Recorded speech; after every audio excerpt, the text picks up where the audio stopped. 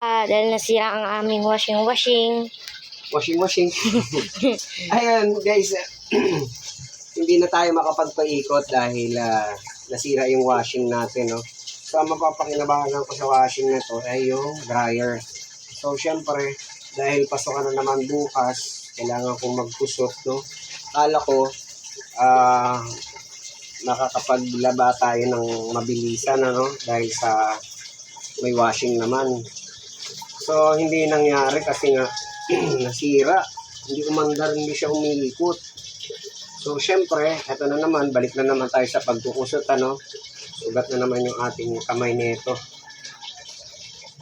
So ang siste, yung mga puti, babad na lang talaga yung puti, tapos kusot-kusot na lang. Hindi na natin talaga gagamitin yung ating washing para dito sa kuan, ha. So eto, basahan na to, anak. Ba't nandito? Ginawa niyong basahan yung puti, oh. Ginawa niyong basahan yung puti. Dapat pag puti, anak, huwag niyong gawin basahan. Wala, oh. So yun na. Talagang kusot ang aabutin natin ito, no?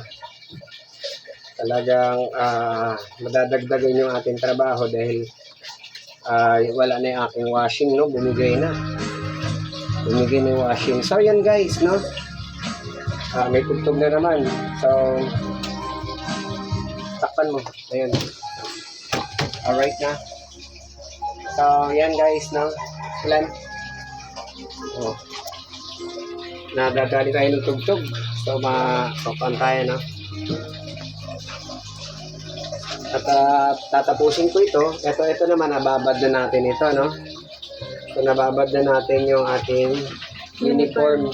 Importante kasi natin na makusutan natin yung uniform kasi may pasok na naman, no?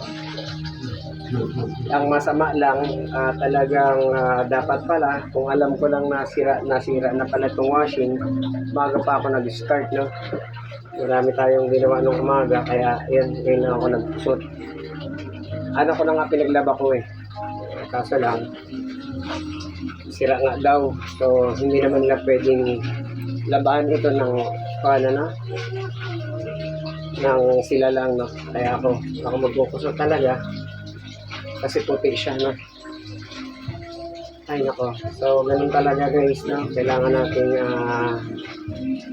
ayusin at tapusin yung labahan. Kahit sasabihin natin kusot, okay lang. Nakapagod, sakit sa braso at saka sa kamay. Pero kailangan natin gawin to dahil wala naman ibang gagawa, no? So ayun guys, thank you. At ito mga uniform, kailangan kong kusutan para mabanlawan agad natin. May dryer pa naman, dryer na lang natin to. Sakto may bagyo, hindi tayo makapagpapatuyo. Buhay pa ang ating dryer. So ayun lang guys.